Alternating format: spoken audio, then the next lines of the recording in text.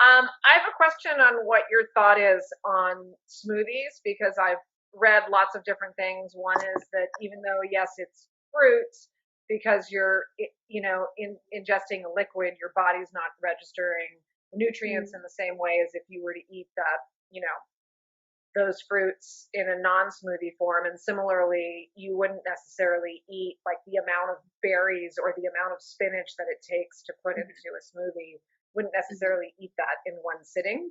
So I'm mhm. curious what your thought is on that, and frequency, and also on protein powders, which is a whole other can be a little tricky with everything that's out there.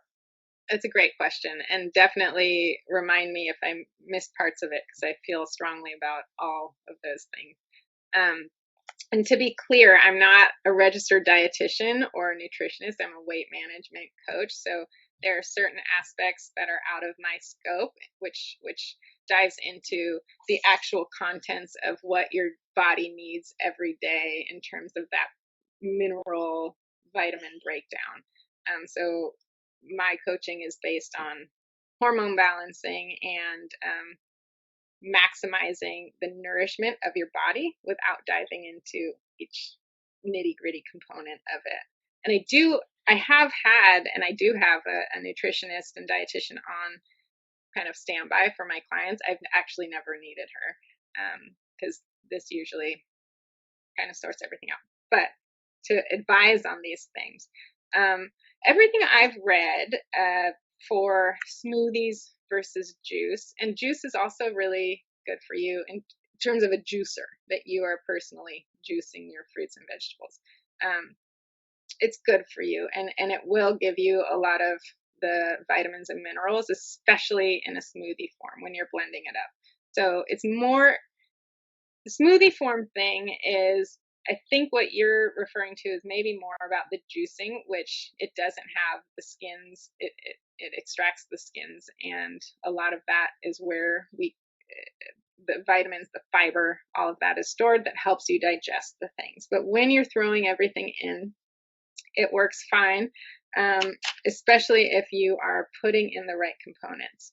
That being said, the right components being, some fats and some proteins to go along with all of that sugar. And it's good sugar. So all fruits are good. Bananas are great for you. Some people say, like, how do you feel about bananas? I feel great about bananas.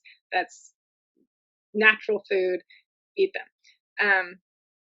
But it is a lot. So we'll get into this, I think, next week or maybe the week after. But it goes down to being aware of the portions.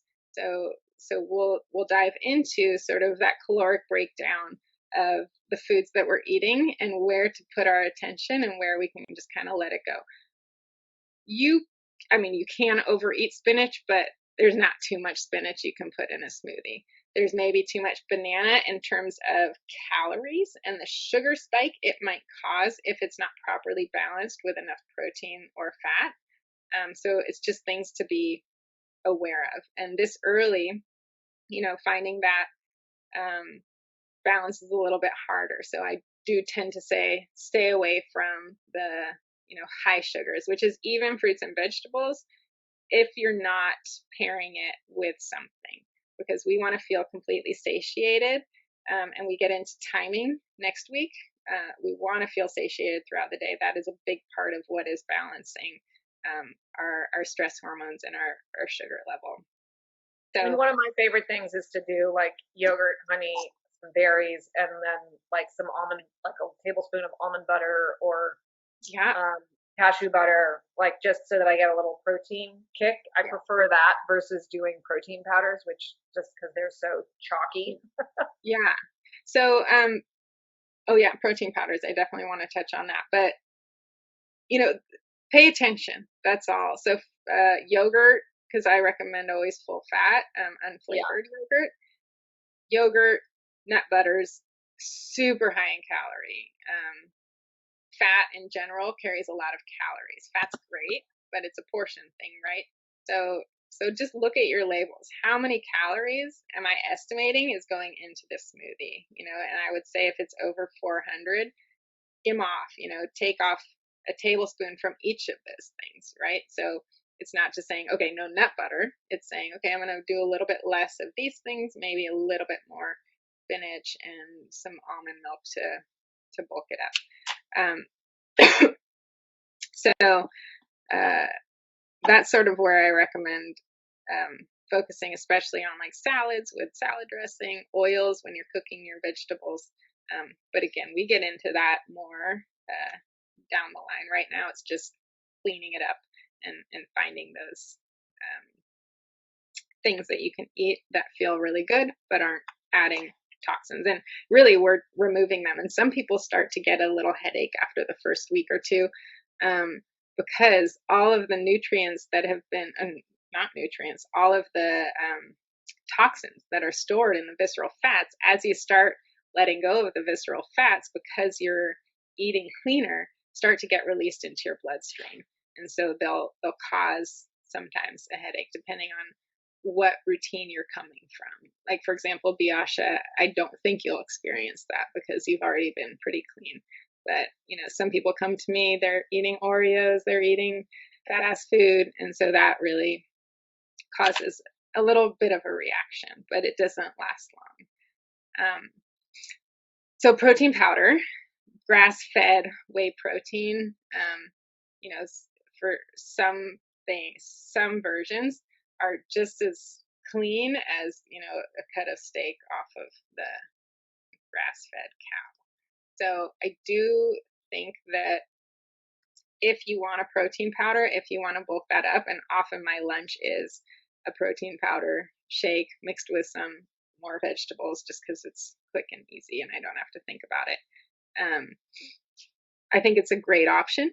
So, you know, just check the ingredients, watch for preservatives, and you can feel free to send that over to me. And I do have brands that I recommend. Like, for example, I think it's Vega. Those don't taste very good, but they are good ingredients. I use Isogenics ones. It's an MLM company, so it's a little annoying to order from, but I do really like their shakes and bars. So I have celiac, so I already don't eat wheat. Mm-hmm. So in terms of, I know like the bread that I eat is really mostly really bad for me. It's full of all kinds of crap. I try to keep it to a minimum. I actually, in the oven right now, have my very first gluten-free sourdough loaf of bread.